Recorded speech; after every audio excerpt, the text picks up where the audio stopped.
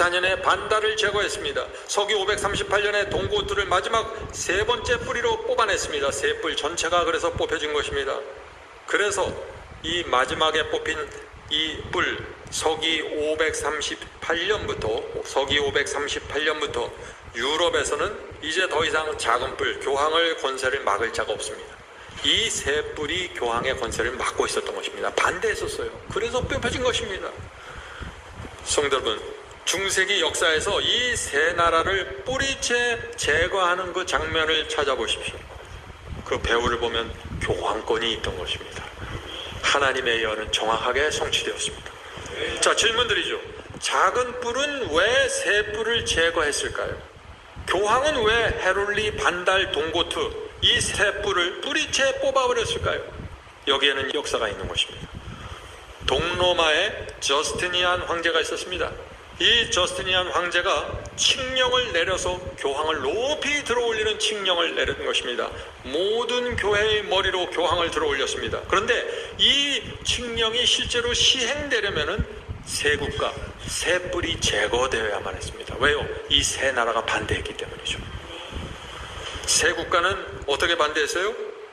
세 국가는 아리우스파를 믿는 나라들이었어요. 교황이 믿는 교리와 다른 쪽으로 가 있었던 것입니다. 물론 아리우스파가 믿는 모든 것이 성서적이다라는 뜻은 아니에요. 이들이 믿는 믿음 안에도 비성적인 면이 있었어요. 그러나 이들의 정신은 교황을 반대했어요. 이 세 국가는 자국의 언어로 번역된 성경을 사용했습니다. 로마 교황의 절대 권위를 인정하지 않았어요. 이것이 그들이 제거된 이유입니다. 자, 그래서 우라야 스미스, 다니엘과 요한계시록 연구에 이런 기록이 나오는 것입니다. 셋뿔, 헤룰리, 동고트, 반달이 뽑혀진 이유는 그들이 교황의 가르침과 주장에 반대했기 때문이며 따라서 로마 교황의 최고 권위에 반대했기 때문이다. 셋뿔이 뽑혀진 이유를 아시겠습니까? 이 셋뿔이 언제 최종적으로 뽑혀졌나요? 서기 538년입니다. 그때부터 서기 538년부터 교황은 유럽을 지배하는 막강한 세력이 되었고 그때부터 중세기 암흑기가 시작되었다. 1260년의 예언이 바로 그 시점부터 시작이 되는 것입니다. 세 뿔이 뽑혀진 그 시점, 서기 538년입니다. 자, 넷째 특징 보겠습니다. 넷째 특징. 작은 뿔은 국가적 속성을 갖고 있다고 했습니다. 작은 뿔도 뿔입니다. 성경에서 뿔은 왕이고 국가죠. 열 뿔이 열 나라인 것처럼 작은 뿔도 국가의 권세를 갖고 있다 하는 것입니다. 자, 8절 보겠어요. 작은 뿔에는 사람의 눈 같은 눈이 있고 또 입이 있어.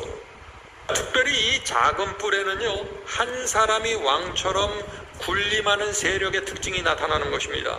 작은 뿔은 국가입니다. 그러나 한 사람이 왕처럼 앉아서 말하고 들으면서 지적하면서 다스린다는 것이에요.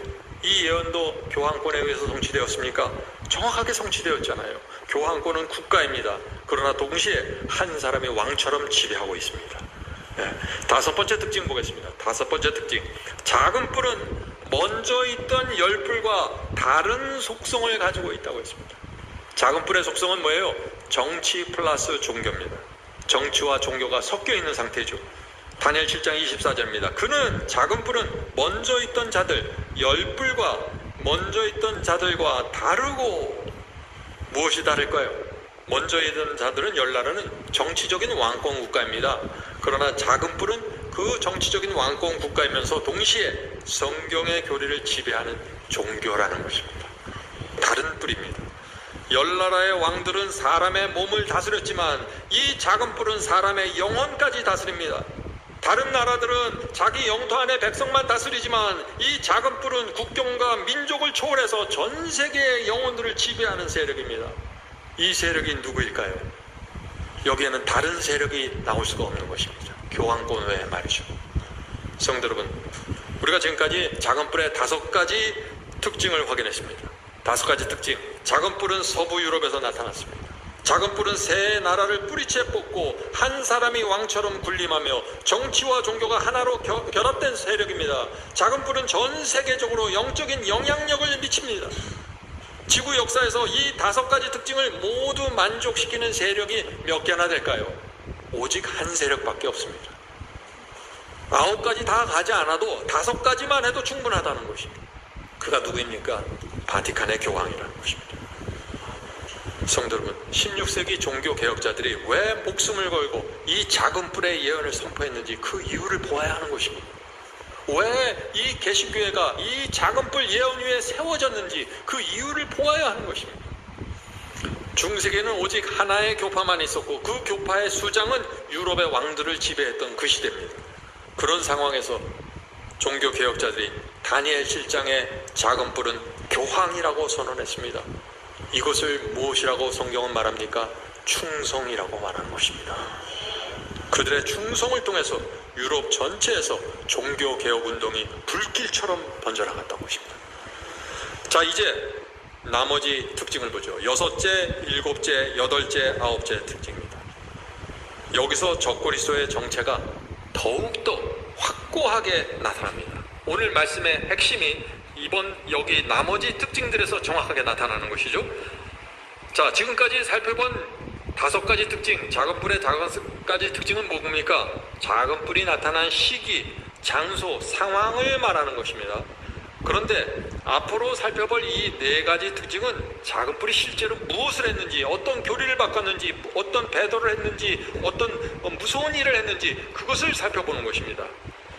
자, 이 4가지 특징이 한 말씀, 한 성경절 안에 다 나타납니다. 그것이 25절입니다. 다니엘서 7장 25절.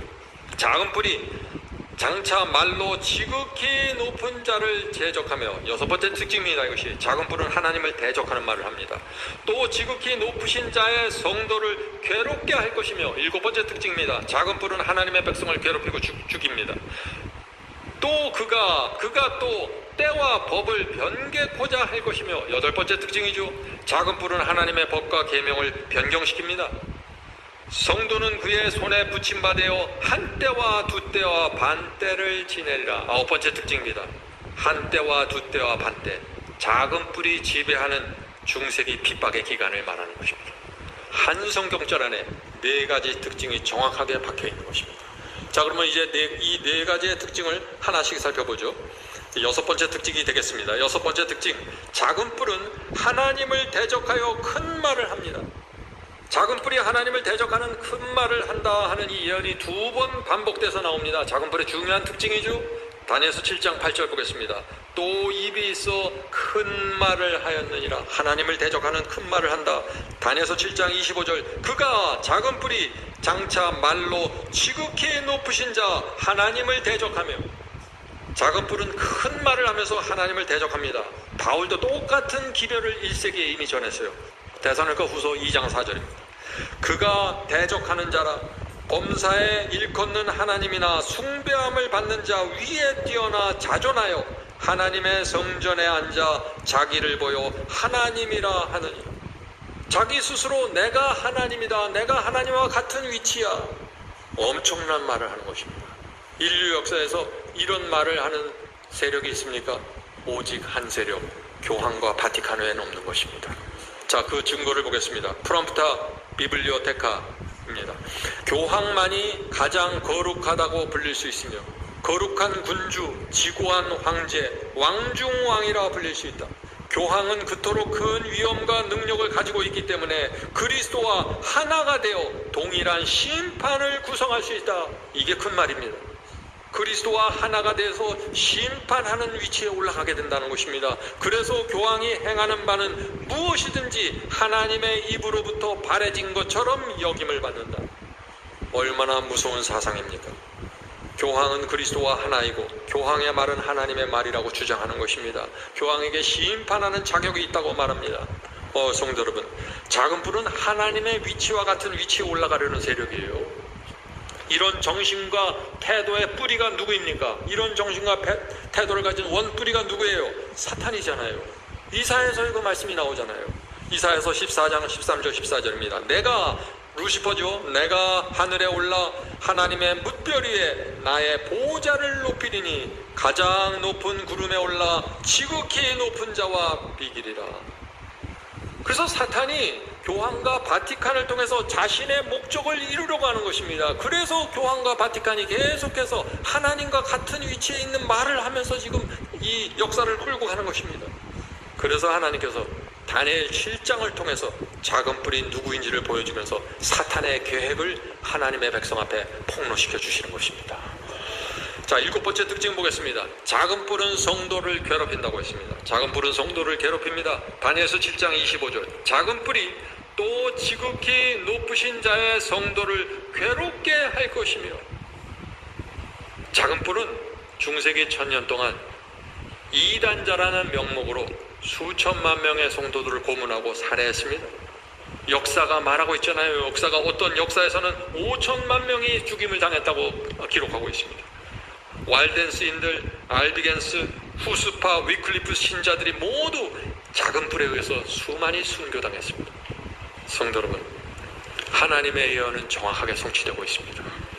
자, 질문 드리죠. 작은 뿔은 왜 하나님의 성도를 잔인하게 핍박하고 죽일까요? 이유가 단순하고 명백합니다. 그것은 1세기 사도들로부터 이어져 내려오는 진리의 줄을 끊어버리기 위해서입니다.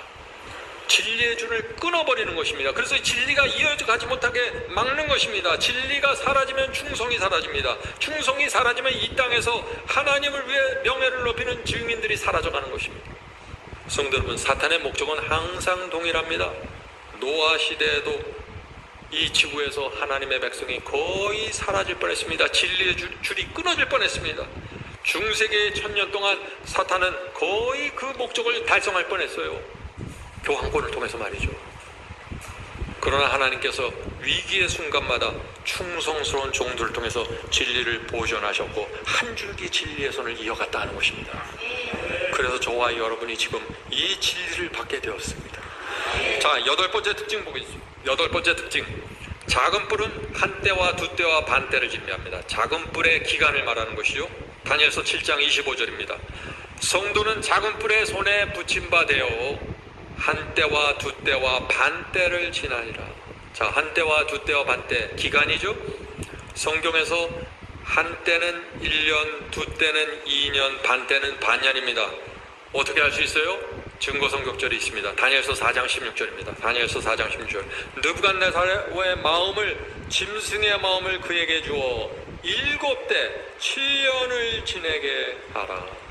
분명하지 않습니까? 느부갓네살 왕이 짐승처럼 산 몇 년이에요?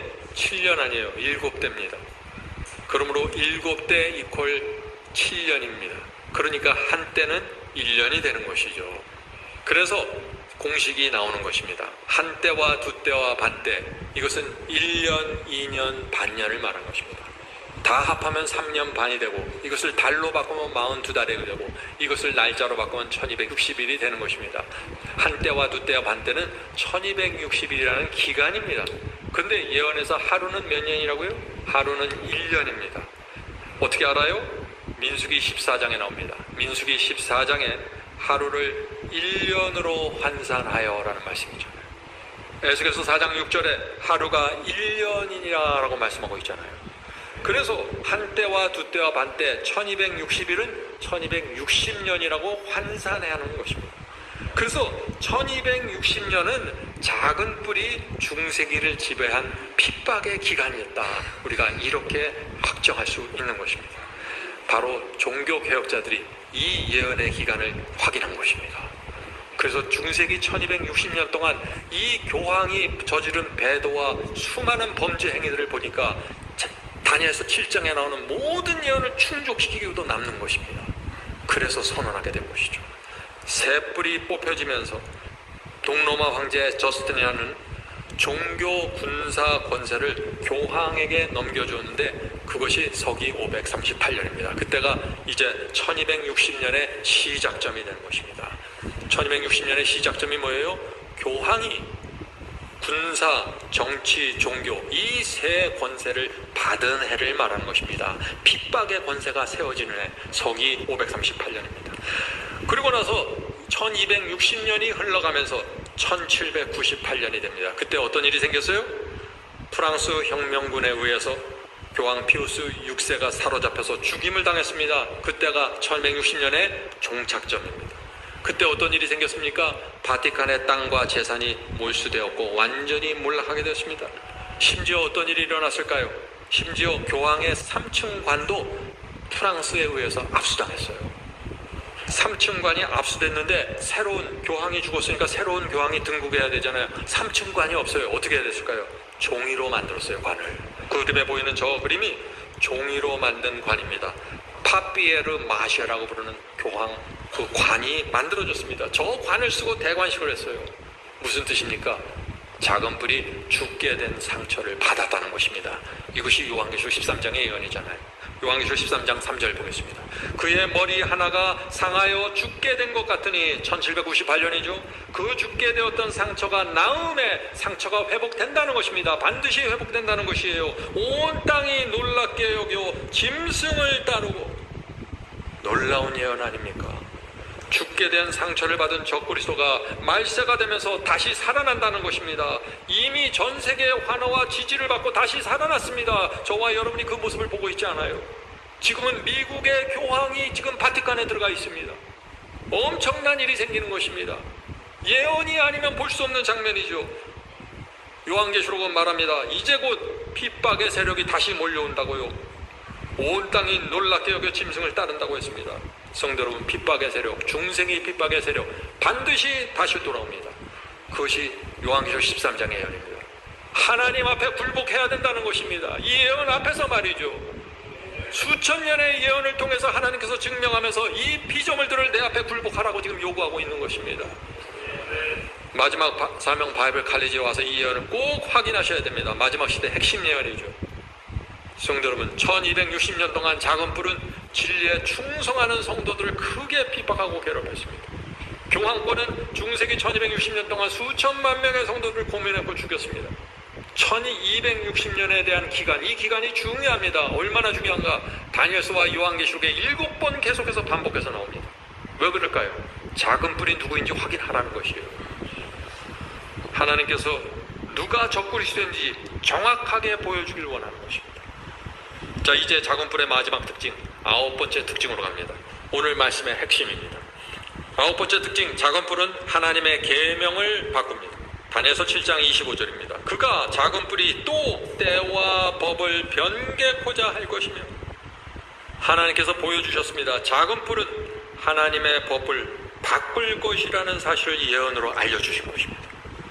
특별히 때와 관련된 법입니다. 때와 관련된 법을 바꿉니다. 성도 여러분, 십계명에서 때와 관련된 계명 무엇입니까? 오직 하나밖에 없잖아요. 넷째 계명, 제7일 안식일 계명을 바꾼다는 것입니다. 출애굽기 20장 8절, 안식일을 기억하여 거룩히 지키라. 성도 여러분, 사탄이 안식일을 어떻게 변경시켰습니까? 왜 변경시켰습니까?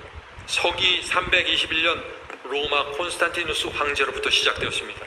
그가 일요일을 태양의 날로 선포하면서 예배일로 정해버렸습니다. 그것이 시작점이에요. 그리고 나서 서기 364년 라우디게아 교회 종교회, 천주교회 종교회의에서 안식일의 존엄성을 일요일로 옮겨가 버렸습니다. 자, 가톨릭 백과사전에 정확하게 나옵니다. 가톨릭 백과사전 4권 153페이지입니다. 가톨릭 교회는 유대 안식일 곧 7째 날인 안식의 날을 첫째 날로 변경한 후 그 셋째 계명은 가톨릭 10계명으로 셋째 계명을